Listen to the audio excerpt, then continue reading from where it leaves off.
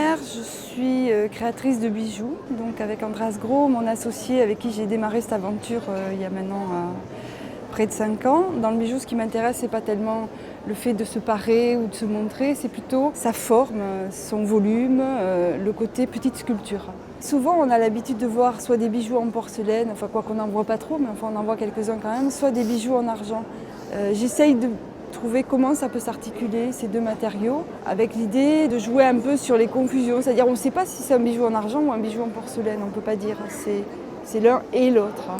Et voilà, ce qui m'intéresse, c'est ça, c'est l'argent qui est donc cette matière très figée finalement, sauf quand on la fond, puisque quand elle est en fusion. Et puis le matériau porcelaine qui est un matériau plus malléable. Donc comment je vais pouvoir travailler les deux, le malléable et le plus formel, le plus rigide. Je dessine assez peu, je manipule beaucoup et c'est la matière qui parle elle-même. À un moment donné, il va se passer quelque chose. Des fois, il ne se passe rien. Je peux travailler pendant des journées à l'atelier où rien ne surgit. Puis à d'autres moments, il y a quelque chose qui va se passer et c'est la matière qui parle, quoi. C'est presque un peu en dehors de moi, cette histoire-là. Une collection démarre toujours en fait avec une bague. Mais je pense parce que la bague, elle est plus en soi déjà une petite sculpture.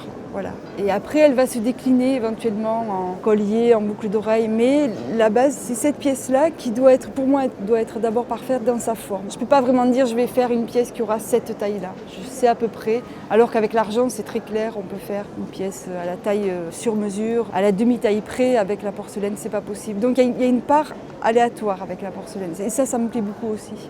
Je crois que l'histoire de la porcelaine, c'est plutôt une histoire de sensibilité, de rapport à la matière. Il y a quelque chose qui se passe et j'ai pas eu ça avec d'autres matériaux. Enfin, le verre ne me fait pas ça. Enfin, je sais pas, il y a quelque chose qui se passe avec cette matière précise-là.